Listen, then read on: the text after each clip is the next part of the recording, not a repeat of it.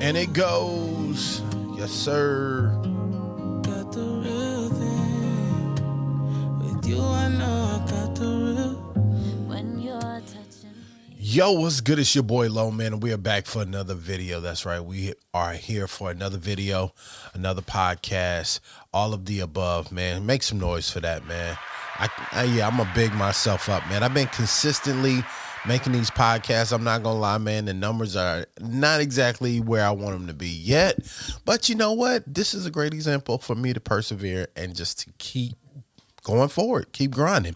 Anyway, if you don't know, my name is Aloysius Ballard. I am a creative director. I am a videographer, cinematographer.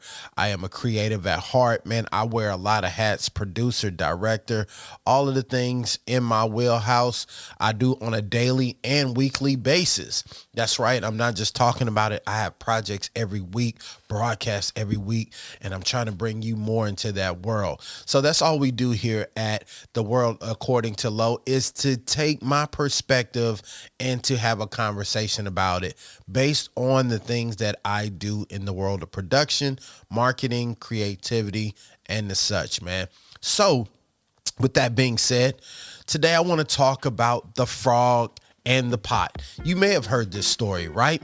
So there's a story about the frog and the pot. There were two frogs that were out in a lake, and they got captured. They were kidnapped by this very malicious and very skillful chef who wanted to cook and prepare for his guests that's right, you guessed it, some frog delicacies. Now, the first frog he took and he threw into a pot of boiling water. That's right. He took the first frog, threw him in a pot of boiling water. The frog got in and realized that the conditions were very unbecoming of what he was used to and where he should be. And that frog jumped out. And when the chef realized that maybe this isn't the approach I should take, he took all the pot, he emptied it out, put some fresh cold water in it, sat it on the stove, and he took the second frog and he put it in that pot, that same pot, just different conditions, right? So the second frog sitting in that pot of cool water becomes very comfortable. And as he becomes, or she became comfortable, the chef began to slowly increase the temperature of this pot and the heat that was boiling that water. Now, you may say, Lo, this makes no sense. Where are you going? Just bear with me. So as the heat of this pot increases, the frog isn't aware that it's becoming more and more dire for he or she to get out of the pot, and ends up being boiled and cooked before they knew it, right? So the chef was able to make that delicacy out of the second frog. Now, I am telling you this story today because I want us to learn about how it is dangerous for us to be comfortable. I think the word is comfortability, if I'm correct, is just the state of where we are complacent and we are okay with where we are as we develop. Now, in some scenarios, people will say, hey man, I want to be financially free. I want to be free of debt. I want to have a better career. I want to make more money. I want to be better in my skill set. I want to do a lot of things. But the problem is we have become comfortable in the pot that we are currently in. See, you can be thriving in one area. When the frogs were in the lake, in the pond, they had every opportunity to eat. Everything that they needed was at their disposal. They were making moves. They had the freedom to go about to make life as good or as bad as they wanted, right? But when they were captured or when they were snared in a situation that was out of their control, what they ended up doing was to having to adjust to the parameters that was around them. Now, I told you the first frog, when he realized this is not something that's conducive to where I want to be, jumps out of the boiling pot and escapes. Now, the second frog did not have the same concept. it was able to find comfort and pleasure in the same scenario, only because they did not realize that the conditions surrounding them were becoming more and more vital.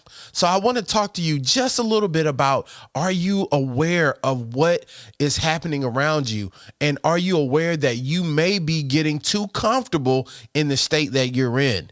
We should always be embracing change. We should always be doing things that lift us to a mindset that allows us to evolve.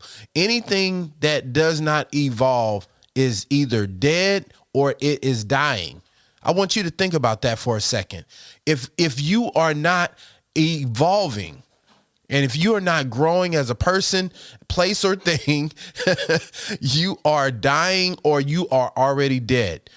When you look at our bodies, I work at a hospital system in marketing. And one of the things that I often hear surgeons talk about is the fact of when they have to amputate something, it's because there's no longer any movement or life in that tissue.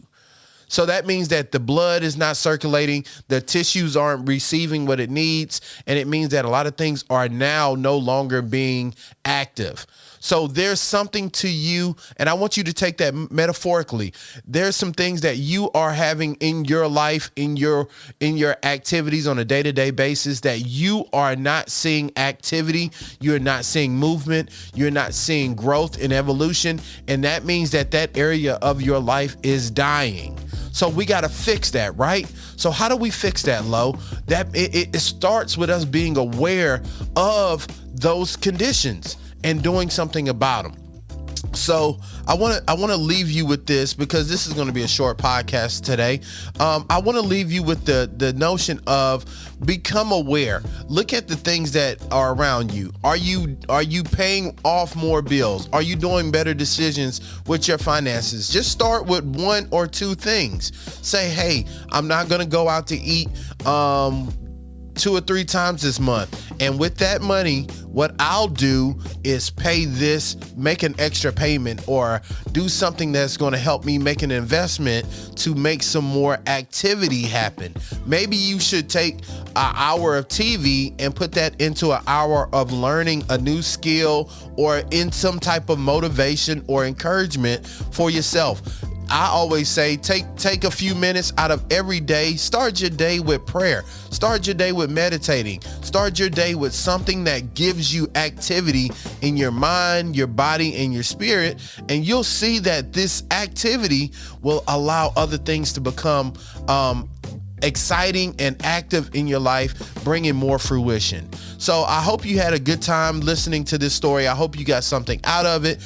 I really appreciate it if you would just give me some feedback on this episode. Tell me if you like this style of episode where we just discuss, things like these little fables or stories that we can get life lessons from. And until next time, man, it's your boy Lo.